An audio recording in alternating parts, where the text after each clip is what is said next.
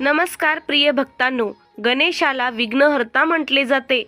संकष्टीला मंत्र जप केल्याने कामातील अडथळे दूर होऊन यश प्राप्त होते.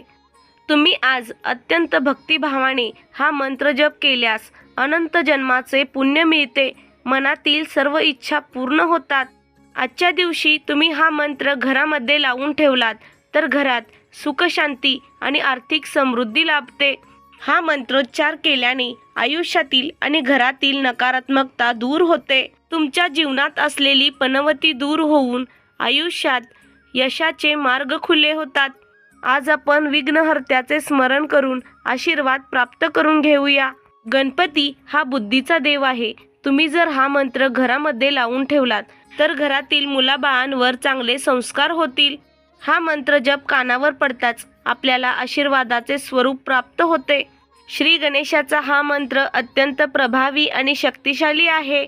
आज जर तुम्ही हा मंत्र जप ऐकलात तर तुमच्यावर येणारे प्रत्येक संकट नष्ट होऊन सुखी जीवनाचा आशीर्वाद मिळेल. या मंत्रातील उच्चार लहरी तुमच्या घराचे व तुमचे रक्षण करतात. या मंत्र जपामुळे तुमच्या घरात बुद्धीसोबत माता लक्ष्मीही वास करणार आहे. तुमच्या यशामध्ये येणाऱ्या प्रत्येक अडचणी दूर होऊन प्रगतीचे मार्ग खुले होतील. हा केवळ मंत्र नाही तर श्री गणेशाचा आशीर्वाद आहे. तो आज आपल्याला प्राप्त करून घ्यायचा आहे. चला तर माझ्यासोबत या मंत्र जपाला सुरुवात करा आणि श्री गणेशाचा आशीर्वाद प्राप्त करून घ्या.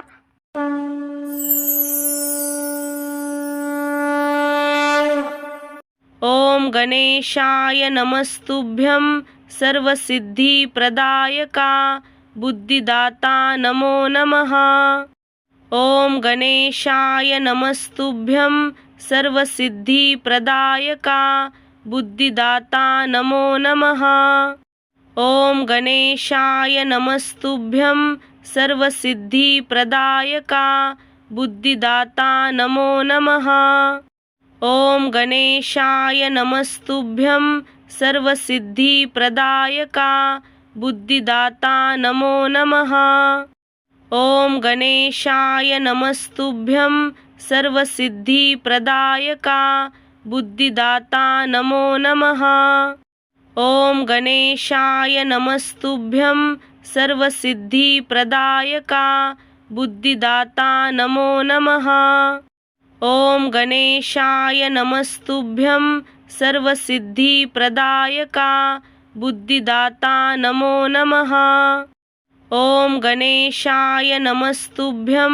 सर्वसिद्धिप्रदायका बुद्धिदाता नमो नमः. ओम गणेशाय नमस्तुभ्यं सर्वसिद्धिप्रदायका बुद्धिदाता नमो नमः.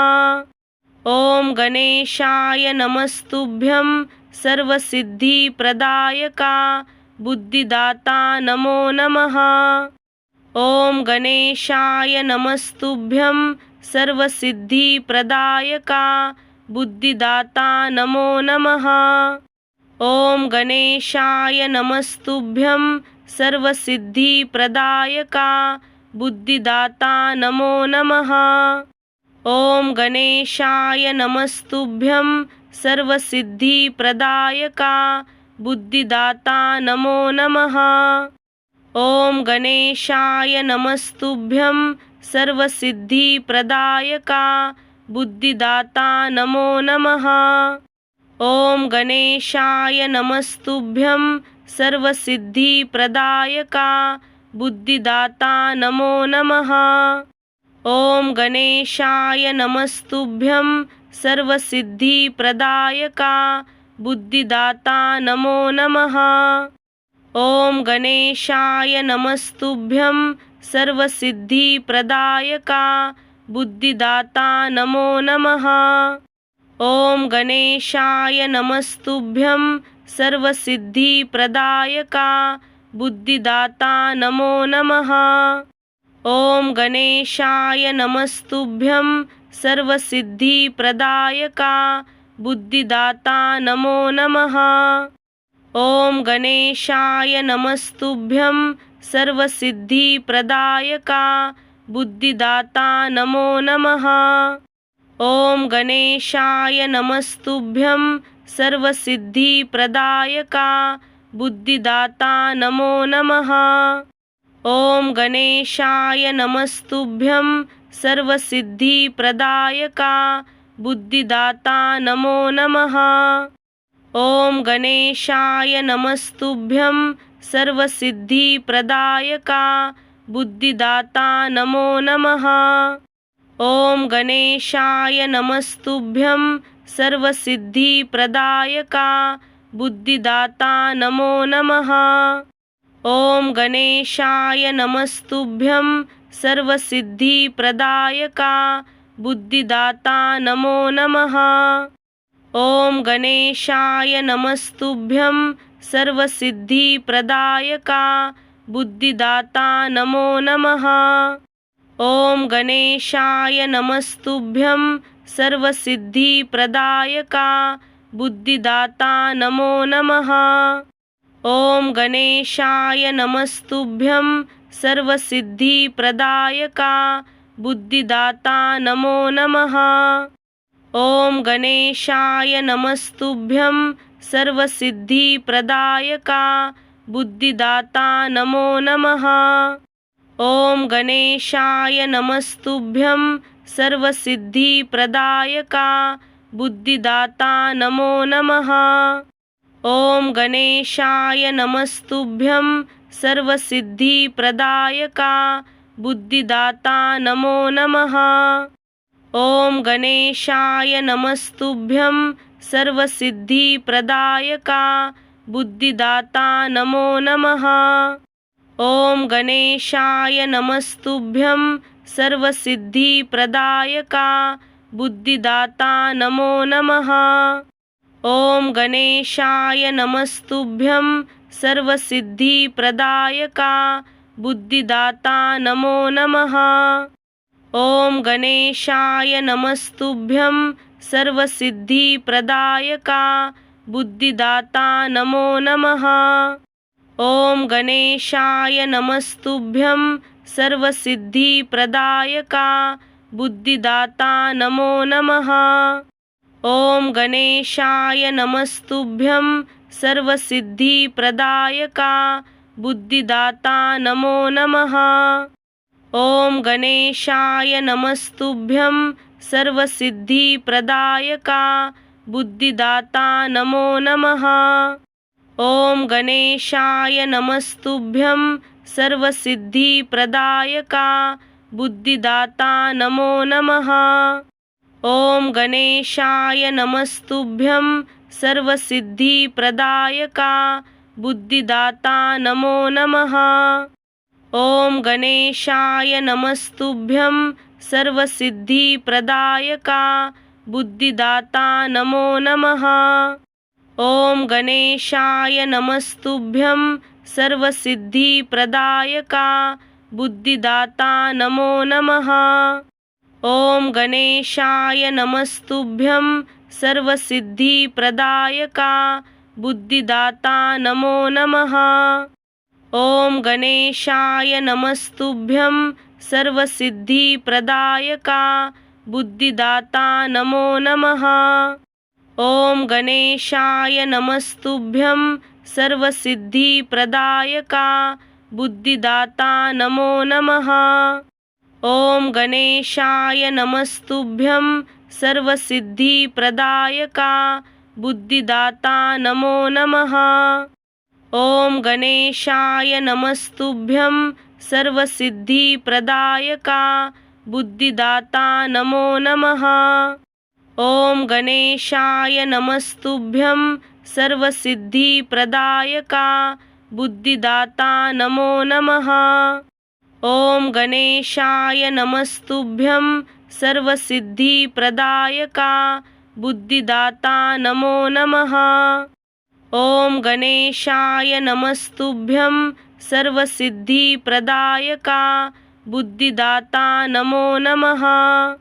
ॐ गणेशाय नमस्तुभ्यं सर्वसिद्धिप्रदायका बुद्धिदाता नमो नमः। ॐ गणेशाय नमस्तुभ्यं सर्वसिद्धिप्रदायका बुद्धिदाता नमो नमः। ॐ गणेशाय नमस्तुभ्यं सर्वसिद्धिप्रदायका बुद्धिदाता नमो नमः। ॐ गणेशाय नमस्तुभ्यं सर्वसिद्धिप्रदायका बुद्धिदाता नमो नमः। ॐ गणेशाय नमस्तुभ्यं सर्वसिद्धिप्रदायका बुद्धिदाता नमो नमः।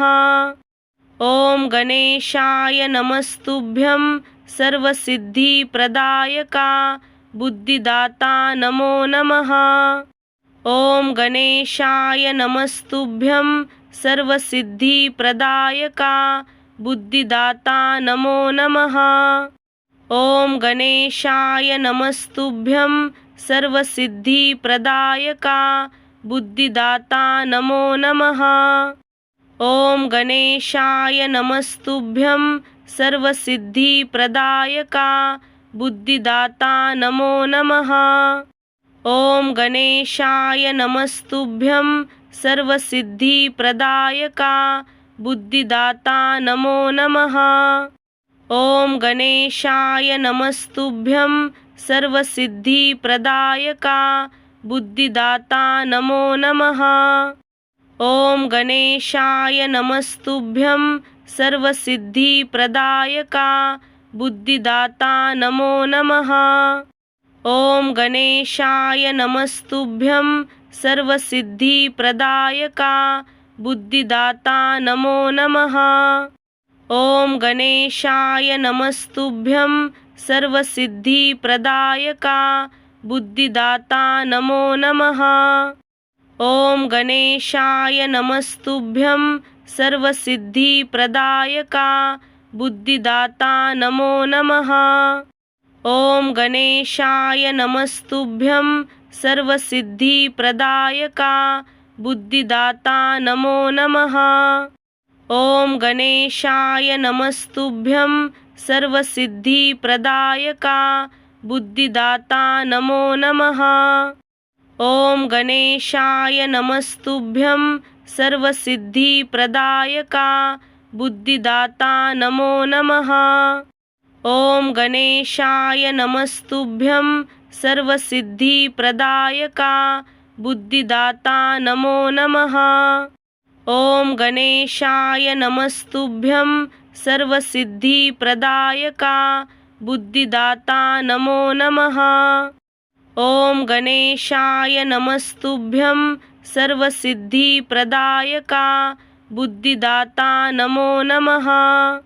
ॐ गणेशाय नमस्तुभ्यं सर्वसिद्धिप्रदायका बुद्धिदाता नमो नमः। ॐ गणेशाय नमस्तुभ्यं सर्वसिद्धिप्रदायका बुद्धिदाता नमो नमः। ॐ गणेशाय नमस्तुभ्यं सर्वसिद्धिप्रदायका बुद्धिदाता नमो नमः। ॐ गणेशाय नमस्तुभ्यं सर्वसिद्धिप्रदायका बुद्धिदाता नमो नमः। ॐ गणेशाय नमस्तुभ्यं सर्वसिद्धिप्रदायका बुद्धिदाता नमो नमः। ॐ गणेशाय नमस्तुभ्यं सर्वसिद्धिप्रदायका बुद्धिदाता नमो नमः। ॐ गणेशाय नमस्तुभ्यं सर्वसिद्धिप्रदायका बुद्धिदाता नमो नमः। ॐ गणेशाय नमस्तुभ्यं सर्वसिद्धिप्रदायका बुद्धिदाता नमो नमः। ॐ गणेशाय नमस्तुभ्यं सर्वसिद्धिप्रदायका बुद्धिदाता नमो नमः। ॐ गणेशाय नमस्तुभ्यं सर्वसिद्धिप्रदायका बुद्धिदाता नमो नमः। ॐ गणेशाय नमस्तुभ्यं सर्वसिद्धिप्रदायका बुद्धिदाता नमो नमः। ॐ गणेशाय नमस्तुभ्यं सर्वसिद्धिप्रदायका बुद्धिदाता नमो नमः। ॐ गणेशाय नमस्तुभ्यं सर्वसिद्धिप्रदायका बुद्धिदाता नमो नमः। ॐ गणेशाय नमस्तुभ्यं सर्वसिद्धिप्रदायका बुद्धिदाता नमो नमः। ॐ गणेशाय नमस्तुभ्यं सर्वसिद्धिप्रदायका बुद्धिदाता नमो नमः। ॐ गणेशाय नमस्तुभ्यं सर्वसिद्धिप्रदायका बुद्धिदाता नमो नमः। ॐ गणेशाय नमस्तुभ्यं सर्वसिद्धिप्रदायका बुद्धिदाता नमो नमः। ॐ गणेशाय नमस्तुभ्यं सर्वसिद्धिप्रदायका बुद्धिदाता नमो नमः। ॐ गणेशाय नमस्तुभ्यं सर्वसिद्धिप्रदायका बुद्धिदाता नमो नमः। ॐ गणेशाय नमस्तुभ्यं सर्वसिद्धिप्रदायका बुद्धिदाता नमो नमः। ॐ गणेशाय नमस्तुभ्यं सर्वसिद्धिप्रदायका बुद्धिदाता नमो नमः। ॐ गणेशाय नमस्तुभ्यं सर्वसिद्धिप्रदायका बुद्धिदाता नमो नमः। ॐ गणेशाय नमस्तुभ्यं सर्वसिद्धिप्रदायका बुद्धिदाता नमो नमः। ॐ गणेशाय नमस्तुभ्यं सर्वसिद्धिप्रदायका बुद्धिदाता नमो नमः। ॐ गणेशाय नमस्तुभ्यं सर्वसिद्धिप्रदायका बुद्धिदाता नमो नमः। ॐ गणेशाय नमस्तुभ्यं सर्वसिद्धिप्रदायका बुद्धिदाता नमो नमः। ॐ गणेशाय नमस्तुभ्यं सर्वसिद्धिप्रदायका बुद्धिदाता नमो नमः। ॐ गणेशाय नमस्तुभ्यं सर्वसिद्धिप्रदायका बुद्धिदाता नमो नमः। ॐ गणेशाय नमस्तुभ्यं सर्वसिद्धिप्रदायका बुद्धिदाता नमो नमः।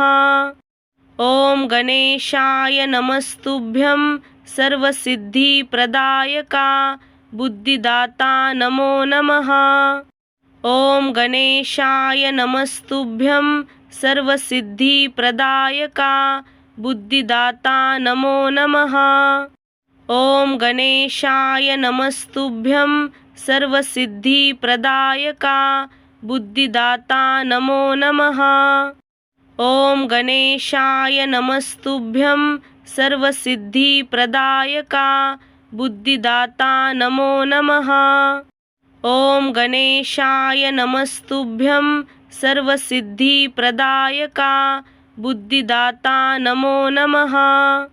ॐ गणेशाय नमस्तुभ्यं सर्वसिद्धिप्रदायका बुद्धिदाता नमो नमः। ॐ गणेशाय नमस्तुभ्यं सर्वसिद्धिप्रदायका बुद्धिदाता नमो नमः। ॐ गणेशाय नमस्तुभ्यं सर्वसिद्धिप्रदायका बुद्धिदाता नमो नमः। ॐ गणेशाय नमस्तुभ्यं सर्वसिद्धिप्रदायका बुद्धिदाता नमो नमः। ॐ गणेशाय नमस्तुभ्यं सर्वसिद्धिप्रदायका बुद्धिदाता नमो नमः। ॐ गणेशाय नमस्तुभ्यं सर्वसिद्धिप्रदायका बुद्धिदाता नमो नमः। ॐ गणेशाय नमस्तुभ्यं सर्वसिद्धिप्रदायका बुद्धिदाता नमो नमः। ॐ गणेशाय नमस्तुभ्यं सर्वसिद्धिप्रदायका बुद्धिदाता नमो नमः। ॐ गणेशाय नमस्तुभ्यं सर्वसिद्धिप्रदायका बुद्धिदाता नमो नमः। ॐ गणेशाय नमस्तुभ्यं सर्वसिद्धिप्रदायका बुद्धिदाता नमो नमः। ॐ गणेशाय नमस्तुभ्यं सर्वसिद्धिप्रदायका बुद्धिदाता नमो नमः। ॐ गणेशाय नमस्तुभ्यं सर्वसिद्धिप्रदायका बुद्धिदाता नमो नमः। ॐ गणेशाय नमस्तुभ्यं सर्वसिद्धिप्रदायका बुद्धिदाता नमो नमः। ॐ गणेशाय नमस्तुभ्यं सर्वसिद्धिप्रदायका बुद्धिदाता नमो नमः। ॐ गणेशाय नमस्तुभ्यं सर्वसिद्धिप्रदायका बुद्धिदाता नमो नमः। ॐ गणेशाय नमस्तुभ्यं सर्वसिद्धिप्रदायका बुद्धिदाता नमो नमः। ॐ गणेशाय नमस्तुभ्यं सर्वसिद्धिप्रदायका बुद्धिदाता नमो नमः। ॐ गणेशाय नमस्तुभ्यं सर्वसिद्धिप्रदायका बुद्धिदाता नमो नमः। ॐ गणेशाय नमस्तुभ्यं सर्वसिद्धिप्रदायका बुद्धिदाता नमो नमः। ॐ गणेशाय नमस्तुभ्यं सर्वसिद्धिप्रदायका बुद्धिदाता नमो नमः।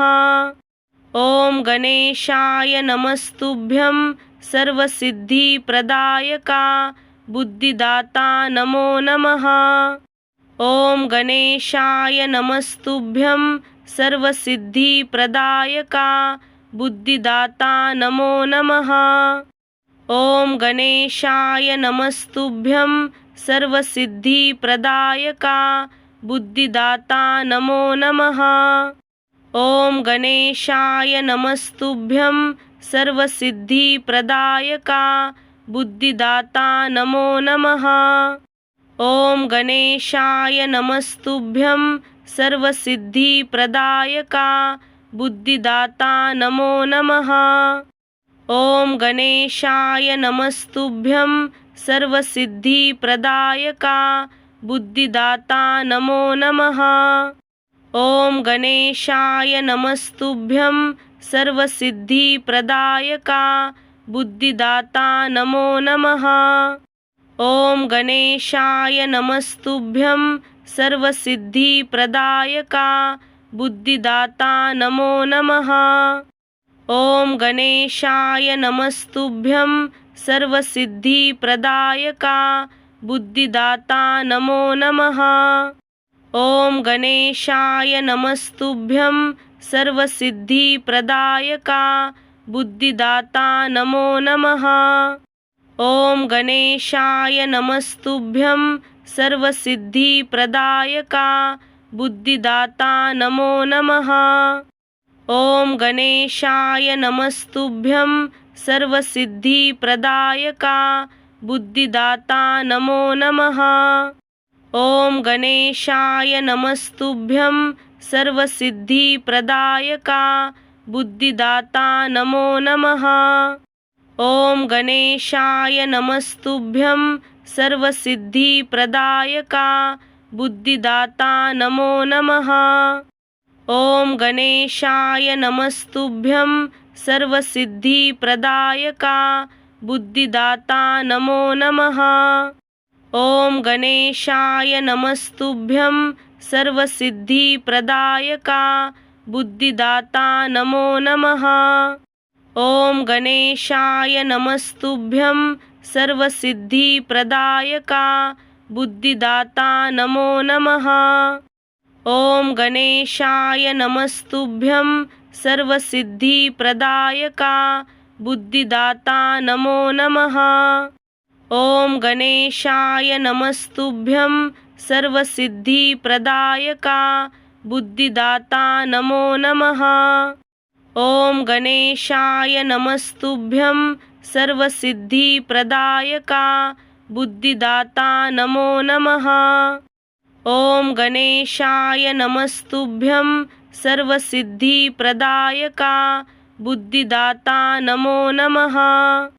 ॐ गणेशाय नमस्तुभ्यं सर्वसिद्धिप्रदायका बुद्धिदाता नमो नमः। ॐ गणेशाय नमस्तुभ्यं सर्वसिद्धिप्रदायका बुद्धिदाता नमो नमः। ॐ गणेशाय नमस्तुभ्यं सर्वसिद्धिप्रदायका बुद्धिदाता नमो नमः। ॐ गणेशाय नमस्तुभ्यं सर्वसिद्धिप्रदायका बुद्धिदाता नमो नमः। ॐ गणेशाय नमस्तुभ्यं सर्वसिद्धिप्रदायका बुद्धिदाता नमो नमः।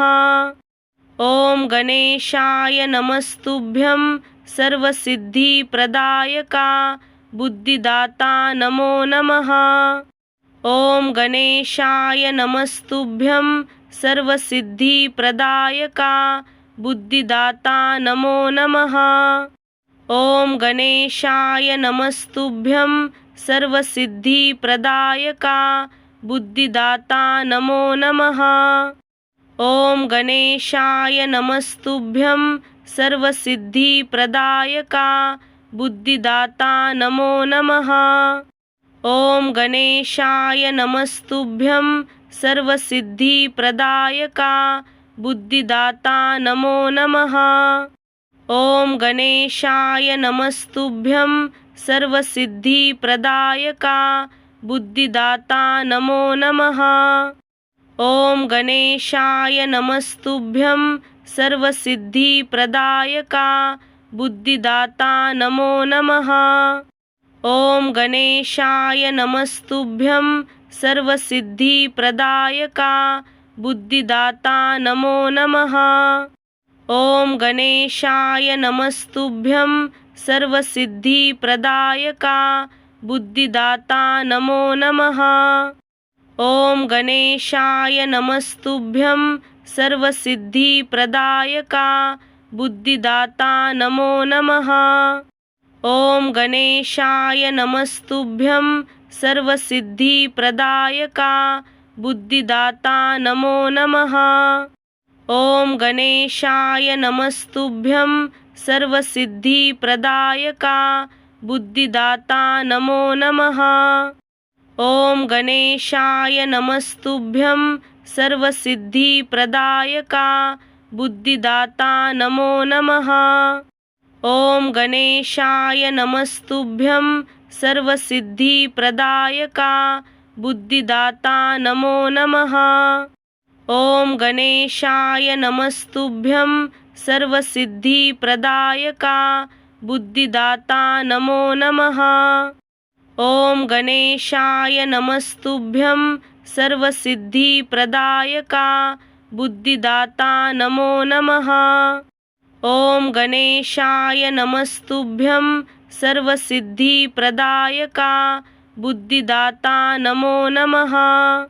ॐ गणेशाय नमस्तुभ्यं सर्वसिद्धिप्रदायका बुद्धिदाता नमो नमः। ॐ गणेशाय नमस्तुभ्यं सर्वसिद्धिप्रदायका बुद्धिदाता नमो नमः। ॐ गणेशाय नमस्तुभ्यं सर्वसिद्धिप्रदायका बुद्धिदाता नमो नमः। ॐ गणेशाय नमस्तुभ्यं सर्वसिद्धिप्रदायका बुद्धिदाता नमो नमः। ॐ गणेशाय नमस्तुभ्यं सर्वसिद्धिप्रदायका बुद्धिदाता नमो नमः। ॐ गणेशाय नमस्तुभ्यं सर्वसिद्धिप्रदायका बुद्धिदाता नमो नमः।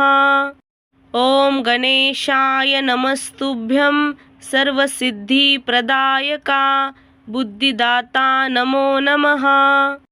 ॐ गणेशाय नमस्तुभ्यं सर्वसिद्धिप्रदायका बुद्धिदाता नमो नमः।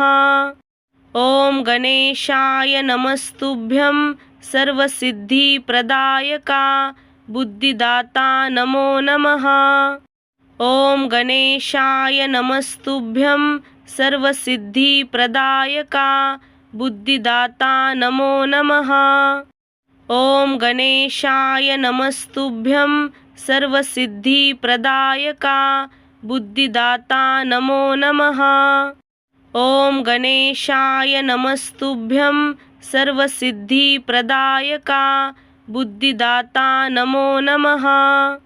ॐ गणेशाय नमस्तुभ्यं सर्वसिद्धिप्रदायका बुद्धिदाता नमो नमः। ॐ गणेशाय नमस्तुभ्यं सर्वसिद्धिप्रदायका बुद्धिदाता नमो नमः। ॐ गणेशाय नमस्तुभ्यं सर्वसिद्धिप्रदायका बुद्धिदाता नमो नमः। ॐ गणेशाय नमस्तुभ्यं सर्वसिद्धिप्रदायका बुद्धिदाता नमो नमः। ॐ गणेशाय नमस्तुभ्यं सर्वसिद्धिप्रदायका बुद्धिदाता नमो नमः। ॐ गणेशाय नमस्तुभ्यं सर्वसिद्धिप्रदायका बुद्धिदाता नमो नमः। ॐ गणेशाय नमस्तुभ्यं सर्वसिद्धिप्रदायका बुद्धिदाता नमो नमः। ॐ गणेशाय नमस्तुभ्यं सर्वसिद्धिप्रदायका बुद्धिदाता नमो नमः। ॐ गणेशाय नमस्तुभ्यं सर्वसिद्धिप्रदायका बुद्धिदाता नमो नमः। ॐ गणेशाय नमस्तुभ्यं सर्वसिद्धिप्रदायका बुद्धिदाता नमो नमः। ॐ गणेशाय नमस्तुभ्यं सर्वसिद्धिप्रदायका बुद्धिदाता नमो नमः। ॐ गणेशाय नमस्तुभ्यं सर्वसिद्धिप्रदायका बुद्धिदाता नमो नमः। ॐ गणेशाय नमस्तुभ्यं सर्वसिद्धिप्रदायका बुद्धिदाता नमो नमः। ॐ गणेशाय नमस्तुभ्यं सर्वसिद्धिप्रदायका बुद्धिदाता नमो नमः। ॐ गणेशाय नमस्तुभ्यं सर्वसिद्धिप्रदायका बुद्धिदाता नमो नमः। ॐ गणेशाय नमस्तुभ्यं सर्वसिद्धिप्रदायका बुद्धिदाता नमो नमः। ॐ गणेशाय नमस्तुभ्यं सर्वसिद्धिप्रदायका बुद्धिदाता नमो नमः। ॐ गणेशाय नमस्तुभ्यं सर्वसिद्धिप्रदायका बुद्धिदाता नमो नमः। ॐ गणेशाय नमस्तुभ्यं सर्वसिद्धिप्रदायका बुद्धिदाता नमो नमः। ॐ गणेशाय नमस्तुभ्यं सर्वसिद्धिप्रदायका बुद्धिदाता नमो नमः। ॐ गणेशाय नमस्तुभ्यं सर्वसिद्धिप्रदायका बुद्धिदाता नमो नमः। ॐ गणेशाय नमस्तुभ्यं सर्वसिद्धिप्रदायका बुद्धिदाता नमो नमः। ॐ गणेशाय नमस्तुभ्यं सर्वसिद्धिप्रदायका बुद्धिदाता नमो नमः। ॐ गणेशाय नमस्तुभ्यं सर्वसिद्धिप्रदायका बुद्धिदाता नमो नमः। ॐ गणेशाय नमस्तुभ्यं सर्वसिद्धिप्रदायका बुद्धिदाता नमो नमः। ॐ गणेशाय नमस्तुभ्यं सर्वसिद्धिप्रदायका बुद्धिदाता नमो नमः। ॐ गणेशाय नमस्तुभ्यं सर्वसिद्धिप्रदायका बुद्धिदाता नमो नमः। ॐ गणेशाय नमस्तुभ्यं सर्वसिद्धिप्रदायका बुद्धिदाता नमो नमः। ॐ गणेशाय नमस्तुभ्यं सर्वसिद्धिप्रदायका बुद्धिदाता नमो नमः। ॐ गणेशाय नमस्तुभ्यं सर्वसिद्धिप्रदायका बुद्धिदाता नमो नमः। ॐ गणेशाय नमस्तुभ्यं सर्वसिद्धिप्रदायका बुद्धिदाता नमो नमः।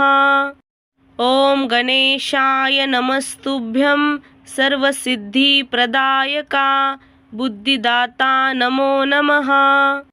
ॐ गणेशाय नमस्तुभ्यं सर्वसिद्धिप्रदायका बुद्धिदाता नमो नमः।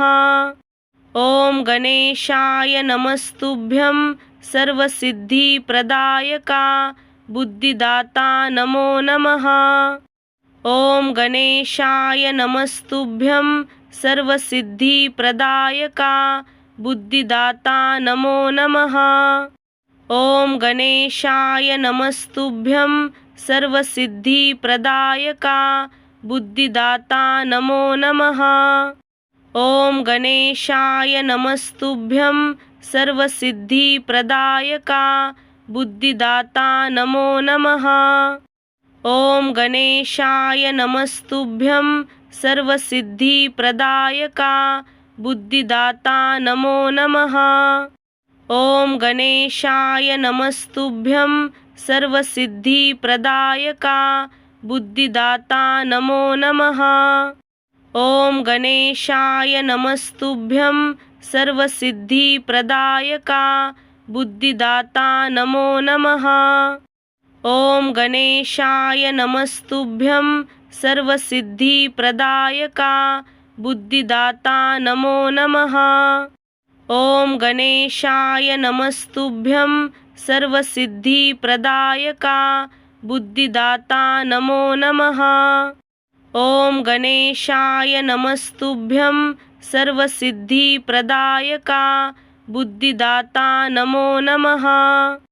ॐ गणेशाय नमस्तुभ्यं सर्वसिद्धिप्रदायका बुद्धिदाता नमो नमः। ॐ गणेशाय नमस्तुभ्यं सर्वसिद्धिप्रदायका बुद्धिदाता नमो नमः। ॐ गणेशाय नमस्तुभ्यं सर्वसिद्धिप्रदायका बुद्धिदाता नमो नमः। ॐ गणेशाय नमस्तुभ्यं सर्वसिद्धिप्रदायका बुद्धिदाता नमो नमः। ॐ गणेशाय नमस्तुभ्यं सर्वसिद्धिप्रदायका बुद्धिदाता नमो नमः। ॐ गणेशाय नमस्तुभ्यं सर्वसिद्धिप्रदायका बुद्धिदाता नमो नमः। ॐ गणेशाय नमस्तुभ्यं सर्वसिद्धिप्रदायका बुद्धिदाता नमो नमः। ॐ गणेशाय नमस्तुभ्यं सर्वसिद्धिप्रदायका बुद्धिदाता नमो नमः। ॐ गणेशाय नमस्तुभ्यं सर्वसिद्धिप्रदायका बुद्धिदाता नमो नमः। ॐ गणेशाय नमस्तुभ्यं सर्वसिद्धिप्रदायका बुद्धिदाता नमो नमः। ॐ गणेशाय नमस्तुभ्यं सर्वसिद्धिप्रदायका बुद्धिदाता नमो नमः। ॐ गणेशाय नमस्तुभ्यं सर्वसिद्धिप्रदायका बुद्धिदाता नमो नमः। ॐ गणेशाय नमस्तुभ्यं सर्वसिद्धिप्रदायका बुद्धिदाता नमो नमः। ॐ गणेशाय नमस्तुभ्यं सर्वसिद्धिप्रदायका बुद्धिदाता नमो नमः। ॐ गणेशाय नमस्तुभ्यं सर्वसिद्धिप्रदायका बुद्धिदाता नमो नमः। ॐ गणेशाय नमस्तुभ्यं सर्वसिद्धिप्रदायका बुद्धिदाता नमो नमः। ॐ गणेशाय नमस्तुभ्यं सर्वसिद्धिप्रदायका बुद्धिदाता नमो नमः। ॐ गणेशाय नमस्तुभ्यं सर्वसिद्धिप्रदायका बुद्धिदाता नमो नमः। ॐ गणेशाय नमस्तुभ्यं सर्वसिद्धिप्रदायका बुद्धिदाता नमो नमः। ॐ गणेशाय नमस्तुभ्यं सर्वसिद्धिप्रदायका बुद्धिदाता नमो नमः। ॐ गणेशाय नमस्तुभ्यं सर्वसिद्धिप्रदायका बुद्धिदाता नमो नमः। ॐ गणेशाय नमस्तुभ्यं सर्वसिद्धिप्रदायका बुद्धिदाता नमो नमः। ॐ गणेशाय नमस्तुभ्यं सर्वसिद्धिप्रदायका बुद्धिदाता नमो नमः। ॐ गणेशाय नमस्तुभ्यं सर्वसिद्धिप्रदायका बुद्धिदाता नमो नमः। ॐ गणेशाय नमस्तुभ्यं सर्वसिद्धिप्रदायका बुद्धिदाता नमो नमः। ॐ गणेशाय नमस्तुभ्यं सर्वसिद्धिप्रदायका बुद्धिदाता नमो नमः। ॐ गणेशाय नमस्तुभ्यं सर्वसिद्धिप्रदायका बुद्धिदाता नमो नमः। ॐ गणेशाय नमस्तुभ्यं सर्वसिद्धिप्रदायका बुद्धिदाता नमो नमः। ॐ गणेशाय नमस्तुभ्यं सर्वसिद्धिप्रदायका बुद्धिदाता नमो नमः। ॐ गणेशाय नमस्तुभ्यं सर्वसिद्धिप्रदायका बुद्धिदाता नमो नमः। ॐ गणेशाय नमस्तुभ्यं सर्वसिद्धिप्रदायका बुद्धिदाता नमो नमः। ॐ गणेशाय नमस्तुभ्यं सर्वसिद्धिप्रदायका बुद्धिदाता नमो नमः। ॐ गणेशाय नमस्तुभ्यं सर्वसिद्धिप्रदायका बुद्धिदाता नमो नमः। ॐ गणेशाय नमस्तुभ्यं सर्वसिद्धिप्रदायका बुद्धिदाता नमो नमः। ॐ गणेशाय नमस्तुभ्यं सर्वसिद्धिप्रदायका बुद्धिदाता नमो नमः। ॐ गणेशाय नमस्तुभ्यं सर्वसिद्धिप्रदायका बुद्धिदाता नमो नमः।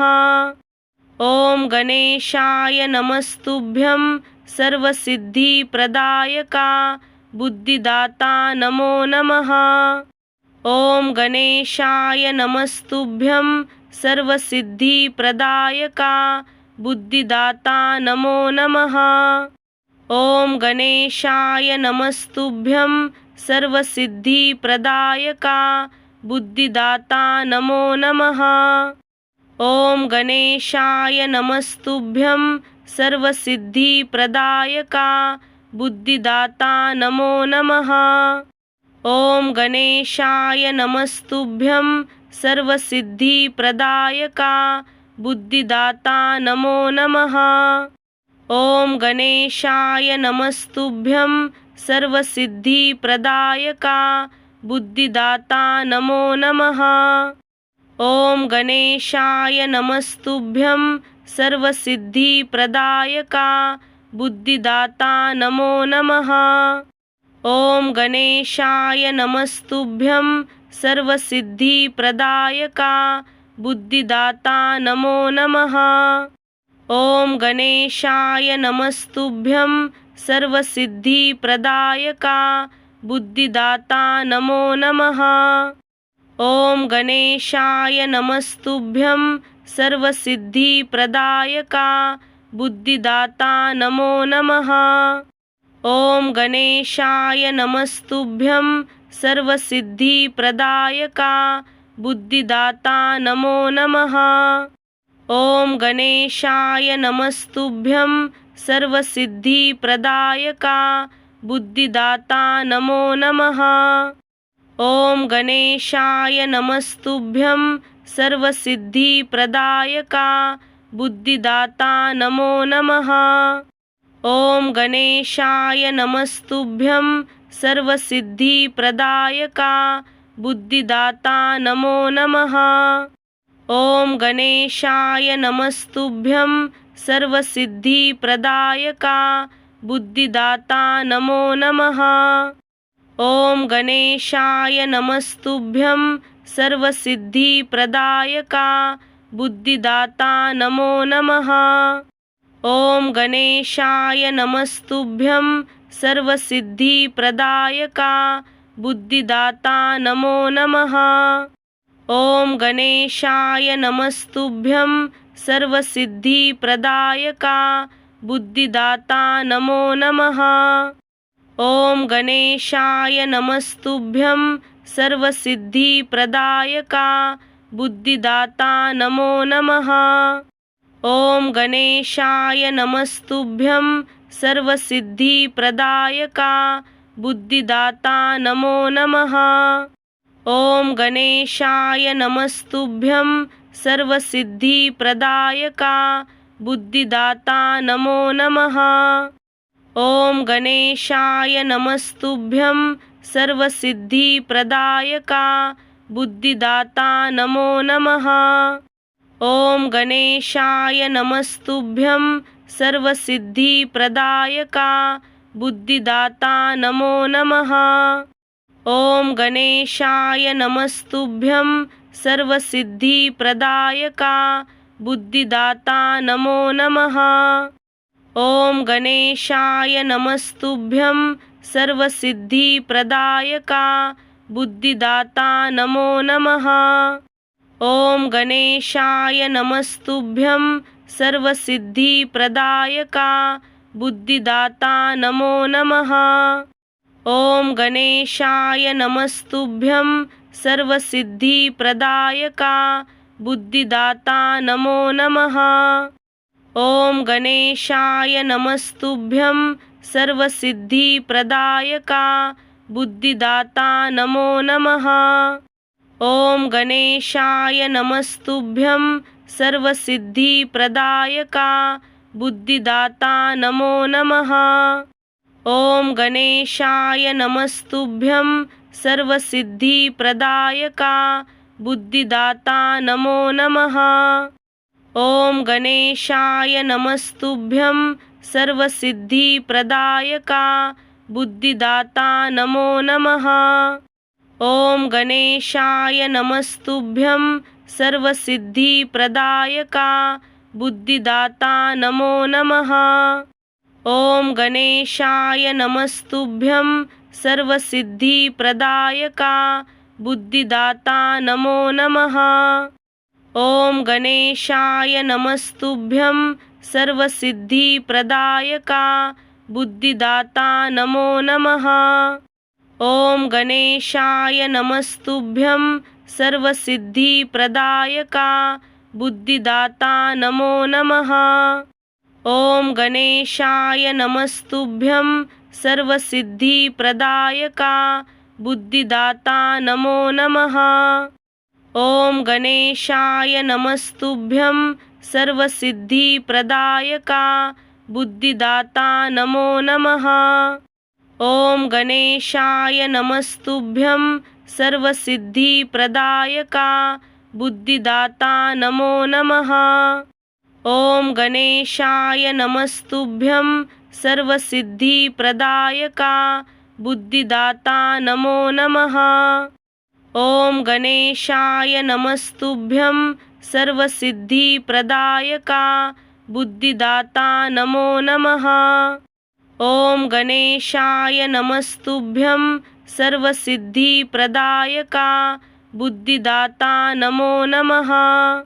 ॐ गणेशाय नमस्तुभ्यं सर्वसिद्धिप्रदायका बुद्धिदाता नमो नमः। ॐ गणेशाय नमस्तुभ्यं सर्वसिद्धिप्रदायका बुद्धिदाता नमो नमः। ॐ गणेशाय नमस्तुभ्यं सर्वसिद्धिप्रदायका बुद्धिदाता नमो नमः। ॐ गणेशाय नमस्तुभ्यं सर्वसिद्धिप्रदायका बुद्धिदाता नमो नमः।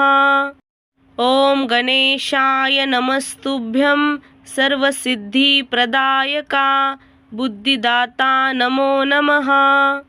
ॐ गणेशाय नमस्तुभ्यं सर्वसिद्धिप्रदायका बुद्धिदाता नमो नमः। ॐ गणेशाय नमस्तुभ्यं सर्वसिद्धिप्रदायका बुद्धिदाता नमो नमः। ॐ गणेशाय नमस्तुभ्यं सर्वसिद्धिप्रदायका बुद्धिदाता नमो नमः। ॐ गणेशाय नमस्तुभ्यं सर्वसिद्धिप्रदायका बुद्धिदाता नमो नमः। ॐ गणेशाय नमस्तुभ्यं सर्वसिद्धिप्रदायका बुद्धिदाता नमो नमः। ॐ गणेशाय नमस्तुभ्यं सर्वसिद्धिप्रदायका बुद्धिदाता नमो नमः। ॐ गणेशाय नमस्तुभ्यं सर्वसिद्धिप्रदायका बुद्धिदाता नमो नमः। ॐ गणेशाय नमस्तुभ्यं सर्वसिद्धिप्रदायका बुद्धिदाता नमो नमः। ॐ गणेशाय नमस्तुभ्यं सर्वसिद्धिप्रदायका बुद्धिदाता नमो नमः। ॐ गणेशाय नमस्तुभ्यं सर्वसिद्धिप्रदायका बुद्धिदाता नमो नमः। ॐ गणेशाय नमस्तुभ्यं सर्वसिद्धिप्रदायका बुद्धिदाता नमो नमः। ॐ गणेशाय नमस्तुभ्यं सर्वसिद्धिप्रदायका बुद्धिदाता नमो नमः। ॐ गणेशाय नमस्तुभ्यं सर्वसिद्धिप्रदायका बुद्धिदाता नमो नमः। ॐ गणेशाय नमस्तुभ्यं सर्वसिद्धिप्रदायका बुद्धिदाता नमो नमः। ॐ गणेशाय नमस्तुभ्यं सर्वसिद्धिप्रदायका बुद्धिदाता नमो नमः। ॐ गणेशाय नमस्तुभ्यं सर्वसिद्धिप्रदायका बुद्धिदाता नमो नमः। ॐ गणेशाय नमस्तुभ्यं सर्वसिद्धिप्रदायका बुद्धिदाता नमो नमः। ॐ गणेशाय नमस्तुभ्यं सर्वसिद्धिप्रदायका बुद्धिदाता नमो नमः। ॐ गणेशाय नमस्तुभ्यं सर्वसिद्धिप्रदायका बुद्धिदाता नमो नमः। ॐ गणेशाय नमस्तुभ्यं सर्वसिद्धिप्रदायका बुद्धिदाता नमो नमः। ॐ गणेशाय नमस्तुभ्यं सर्वसिद्धिप्रदायका बुद्धिदाता नमो नमः। ॐ गणेशाय नमस्तुभ्यं सर्वसिद्धिप्रदायका बुद्धिदाता नमो नमः। ॐ गणेशाय नमस्तुभ्यं सर्वसिद्धिप्रदायका बुद्धिदाता नमो नमः। ॐ गणेशाय नमस्तुभ्यं सर्वसिद्धिप्रदायका बुद्धिदाता नमो नमः। ॐ गणेशाय नमस्तुभ्यं सर्वसिद्धिप्रदायका बुद्धिदाता नमो नमः। ॐ गणेशाय नमस्तुभ्यं सर्वसिद्धिप्रदायका बुद्धिदाता नमो नमः। ॐ गणेशाय नमस्तुभ्यं सर्वसिद्धिप्रदायका बुद्धिदाता नमो नमः। ॐ गणेशाय नमस्तुभ्यं सर्वसिद्धिप्रदायका बुद्धिदाता नमो नमः। ॐ गणेशाय नमस्तुभ्यं सर्वसिद्धिप्रदायका बुद्धिदाता नमो नमः। ॐ गणेशाय नमस्तुभ्यं सर्वसिद्धिप्रदायका बुद्धिदाता नमो नमः। ॐ गणेशाय नमस्तुभ्यं सर्वसिद्धिप्रदायका बुद्धिदाता नमो नमः। ॐ गणेशाय नमस्तुभ्यं सर्वसिद्धिप्रदायका बुद्धिदाता नमो नमः। ओम गणेशाय नमस्तुभ्यं सर्वसिद्धिप्रदायका बुद्धिदाता नमो नमः। ओम गणेशाय नमस्तुभ्यं सर्वसिद्धिप्रदायका बुद्धिदाता नमो नमः। ओम गणेशाय नमस्तुभ्यं सर्वसिद्धिप्रदायका बुद्धिदाता नमो नमः। ओम गणेशाय नमस्तुभ्यं सर्वसिद्धिप्रदायका बुद्धिदाता नमो नमः।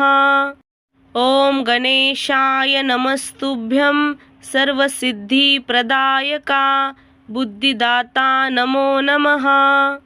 ओम गणेशाय नमस्तुभ्यं सर्वसिद्धिप्रदायका बुद्धिदाता नमो नमः। ओम गणेशाय नमस्तुभ्यं सर्वसिद्धिप्रदायका बुद्धिदाता नमो नमः। ओम गणेशाय नमस्तुभ्यं सर्वसिद्धिप्रदायका बुद्धिदाता नमो नमः। ओम गणेशाय नमस्तुभ्यं सर्वसिद्धिप्रदायका बुद्धिदाता नमो नमः। ओम गणेशाय नमस्तुभ्यं सर्वसिद्धिप्रदायका बुद्धिदाता नमो नमः। ओम गणेशाय नमस्तुभ्यं सर्वसिद्धिप्रदायका बुद्धिदाता नमो नमः। ओम गणेशाय नमस्तुभ्यं सर्वसिद्धिप्रदायका बुद्धिदाता नमो नमः। ओम गणेशाय नमस्तुभ्यं सर्वसिद्धिप्रदायका बुद्धिदाता नमो नमः। ओम गणेशाय नमस्तुभ्यं सर्वसिद्धिप्रदायका बुद्धिदाता नमो नमः। ओम गणेशाय नमस्तुभ्यं सर्वसिद्धिप्रदायका बुद्धिदाता नमो नमः। ओम गणेशाय नमस्तुभ्यं सर्वसिद्धिप्रदायका बुद्धिदाता नमो नमः। ओम गणेशाय नमस्तुभ्यं सर्वसिद्धिप्रदायका बुद्धिदाता नमो नमः। ओम गणेशाय नमस्तुभ्यं सर्वसिद्धिप्रदायका बुद्धिदाता नमो नमः। ओम गणेशाय नमस्तुभ्यं सर्वसिद्धिप्रदायका बुद्धिदाता नमो नमः। ओम गणेशाय नमस्तुभ्यं सर्वसिद्धिप्रदायका बुद्धिदाता नमो नमः। ओम गणेशाय नमस्तुभ्यं सर्वसिद्धिप्रदायका बुद्धिदाता नमो नमः। ओम गणेशाय नमस्तुभ्यं सर्वसिद्धिप्रदायका बुद्धिदाता नमो नमः। ओम गणेशाय नमस्तुभ्यं सर्वसिद्धिप्रदायका बुद्धिदाता नमो नमः। ओम गणेशाय नमस्तुभ्यं सर्वसिद्धिप्रदायका बुद्धिदाता नमो नमः। ओम गणेशाय नमस्तुभ्यं सर्वसिद्धिप्रदायका बुद्धिदाता नमो नमः। ओम गणेशाय नमस्तुभ्यं सर्वसिद्धिप्रदायका बुद्धिदाता नमो नमः। ओम गणेशाय नमस्तुभ्यं सर्वसिद्धिप्रदायका बुद्धिदाता नमो नमः। ओम गणेशाय नमस्तुभ्यं सर्वसिद्धिप्रदायका बुद्धिदाता नमो नमः। ओम गणेशाय नमस्तुभ्यं सर्वसिद्धिप्रदायका बुद्धिदाता नमो नमः। ओम गणेशाय नमस्तुभ्यं सर्वसिद्धिप्रदायका बुद्धिदाता नमो नमः। ओम गणेशाय नमस्तुभ्यं सर्वसिद्धिप्रदायका बुद्धिदाता नमो नमः। ओम गणेशाय नमस्तुभ्यं सर्वसिद्धिप्रदायका बुद्धिदाता नमो नमः। ओम गणेशाय नमस्तुभ्यं सर्वसिद्धिप्रदायका बुद्धिदाता नमो नमः। ओम गणेशाय नमस्तुभ्यं सर्वसिद्धिप्रदायका बुद्धिदाता नमो नमः। ओम गणेशाय नमस्तुभ्यं सर्वसिद्धिप्रदायका बुद्धिदाता नमो नमः। ओम गणेशाय नमस्तुभ्यं सर्वसिद्धिप्रदायका बुद्धिदाता नमो नमः। ओम गणेशाय नमस्तुभ्यं सर्वसिद्धिप्रदायका बुद्धिदाता नमो नमः। ओम गणेशाय नमस्तुभ्यं सर्वसिद्धिप्रदायका बुद्धिदाता नमो नमः। ओम गणेशाय नमस्तुभ्यं सर्वसिद्धिप्रदायका बुद्धिदाता नमो नमः। ओम गणेशाय नमस्तुभ्यं सर्वसिद्धिप्रदायका बुद्धिदाता नमो नमः। ओम गणेशाय नमस्तुभ्यं सर्वसिद्धिप्रदायका बुद्धिदाता नमो नमः। ओम गणेशाय नमस्तुभ्यं सर्वसिद्धिप्रदायका बुद्धिदाता नमो नमः। ओम गणेशाय नमस्तुभ्यं सर्वसिद्धिप्रदायका बुद्धिदाता नमो नमः। ओम गणेशाय नमस्तुभ्यं सर्वसिद्धिप्रदायका बुद्धिदाता नमो नमः। ओम गणेशाय नमस्तुभ्यं सर्वसिद्धिप्रदायका बुद्धिदाता नमो नमः। ओम गणेशाय नमस्तुभ्यं सर्वसिद्धिप्रदायका बुद्धिदाता नमो नमः। ओम गणेशाय नमस्तुभ्यं सर्वसिद्धिप्रदायका बुद्धिदाता नमो नमः। ओम गणेशाय नमस्तुभ्यं सर्वसिद्धिप्रदायका बुद्धिदाता नमो नमः। ओम गणेशाय नमस्तुभ्यं सर्वसिद्धिप्रदायका बुद्धिदाता नमो नमः। ओम गणेशाय नमस्तुभ्यं सर्वसिद्धिप्रदायका बुद्धिदाता नमो नमः। ओम गणेशाय नमस्तुभ्यं सर्वसिद्धिप्रदायका बुद्धिदाता नमो नमः। ओम गणेशाय नमस्तुभ्यं सर्वसिद्धिप्रदायका बुद्धिदाता नमो नमः। ओम गणेशाय नमस्तुभ्यं सर्वसिद्धिप्रदायका बुद्धिदाता नमो नमः। ओम गणेशाय नमस्तुभ्यं सर्वसिद्धिप्रदायका बुद्धिदाता नमो नमः। ओम गणेशाय नमस्तुभ्यं सर्वसिद्धिप्रदायका बुद्धिदाता नमो नमः। ओम गणेशाय नमस्तुभ्यं सर्वसिद्धिप्रदायका बुद्धिदाता नमो नमः।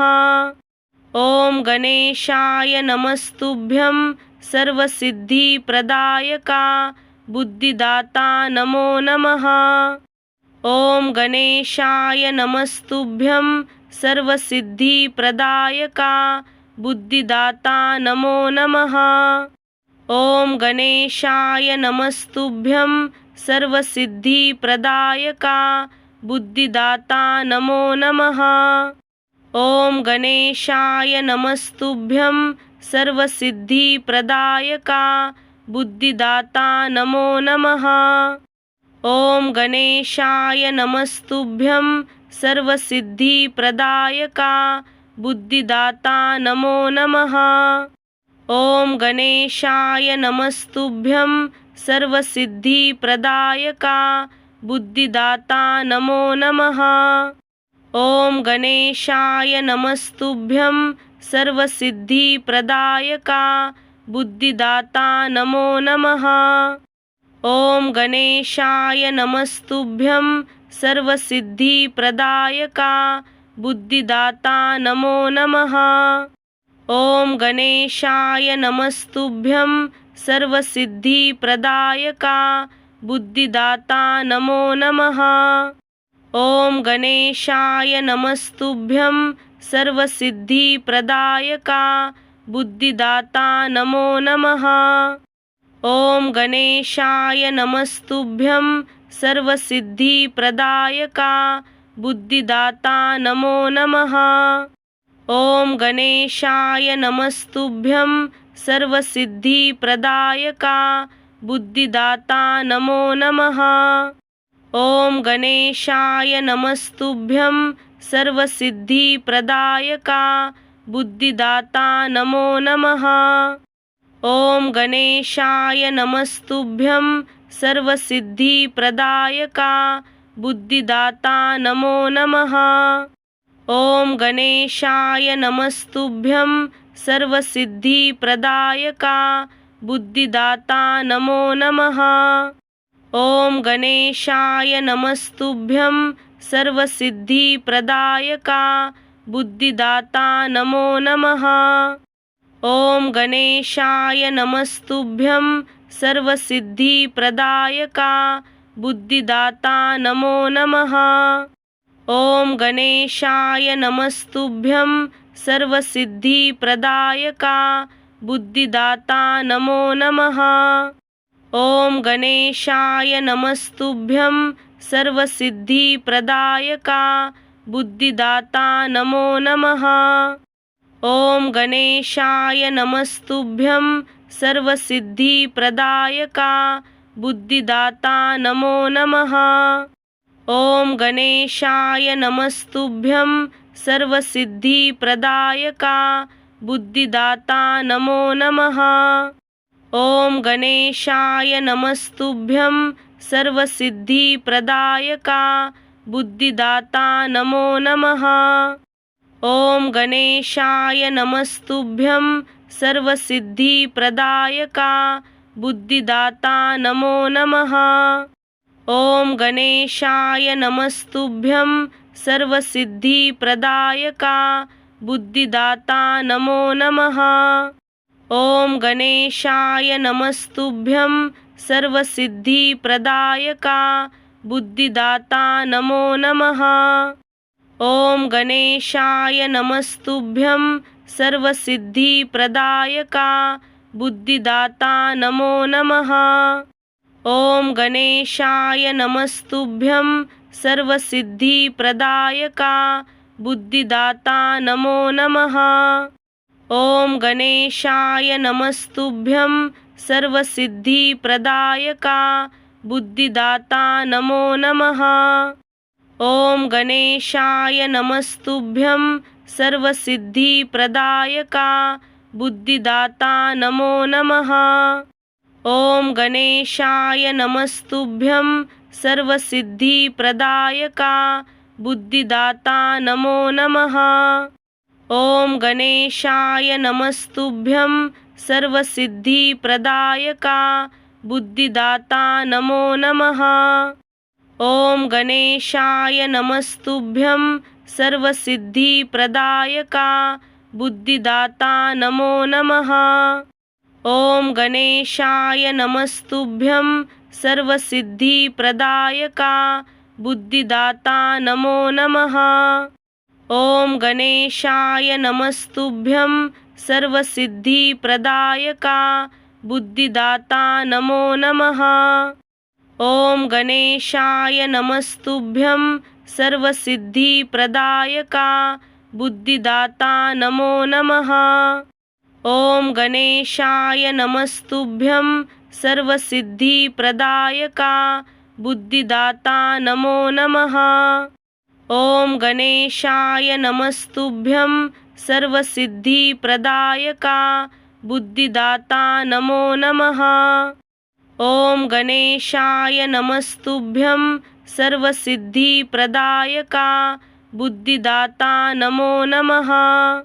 ॐ गणेशाय नमस्तुभ्यं सर्वसिद्धिप्रदायका बुद्धिदाता नमो नमः। ओम गणेशाय नमस्तुभ्यं सर्वसिद्धिप्रदायका बुद्धिदाता नमो नमः। ओम गणेशाय नमस्तुभ्यं सर्वसिद्धिप्रदायका बुद्धिदाता नमो नमः। ओम गणेशाय नमस्तुभ्यं सर्वसिद्धिप्रदायका बुद्धिदाता नमो नमः। ओम गणेशाय नमस्तुभ्यं सर्वसिद्धिप्रदायका बुद्धिदाता नमो नमः। ओम गणेशाय नमस्तुभ्यं सर्वसिद्धिप्रदायका बुद्धिदाता नमो नमः। ओम गणेशाय नमस्तुभ्यं सर्वसिद्धिप्रदायका बुद्धिदाता नमो नमः। ओम गणेशाय नमस्तुभ्यं सर्वसिद्धिप्रदायका बुद्धिदाता नमो नमः। ओम गणेशाय नमस्तुभ्यं सर्वसिद्धिप्रदायका बुद्धिदाता नमो नमः। ओम गणेशाय नमस्तुभ्यं सर्वसिद्धिप्रदायका बुद्धिदाता नमो नमः। ओम गणेशाय नमस्तुभ्यं सर्वसिद्धिप्रदायका बुद्धिदाता नमो नमः। ओम गणेशाय नमस्तुभ्यं सर्वसिद्धिप्रदायका बुद्धिदाता नमो नमः। ओम गणेशाय नमस्तुभ्यं सर्वसिद्धिप्रदायका बुद्धिदाता नमो नमः।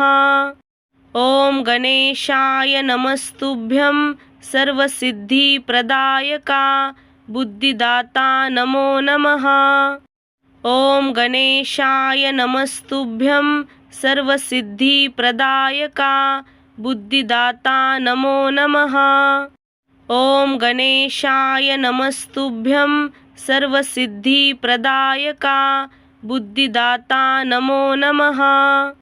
ओम गणेशाय नमस्तुभ्यं सर्वसिद्धिप्रदायका बुद्धिदाता नमो नमः।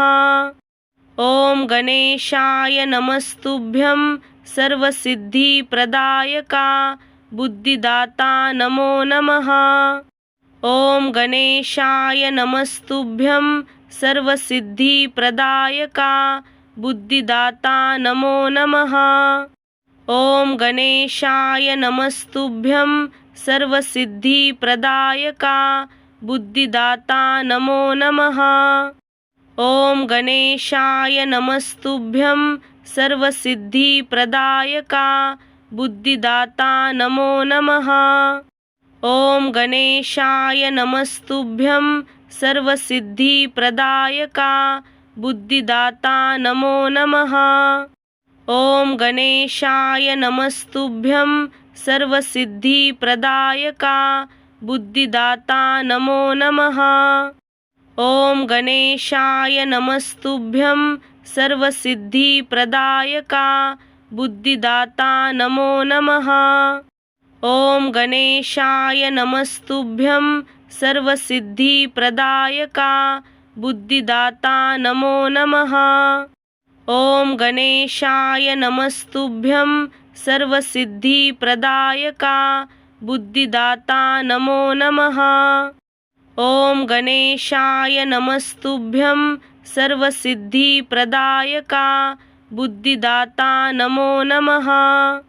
ओम गणेशाय नमस्तुभ्यं सर्वसिद्धिप्रदायका बुद्धिदाता नमो नमः। ओम गणेशाय नमस्तुभ्यं सर्वसिद्धिप्रदायका बुद्धिदाता नमो नमः। ओम गणेशाय नमस्तुभ्यं सर्वसिद्धिप्रदायका बुद्धिदाता नमो नमः। ओम गणेशाय नमस्तुभ्यं सर्वसिद्धिप्रदायका बुद्धिदाता नमो नमः। ओम गणेशाय नमस्तुभ्यं सर्वसिद्धिप्रदायका बुद्धिदाता नमो नमः। ॐ गणेशाय नमस्तुभ्यं सर्वसिद्धिप्रदायका बुद्धिदाता नमो नमः। ॐ गणेशाय नमस्तुभ्यं सर्वसिद्धिप्रदायका बुद्धिदाता नमो नमः।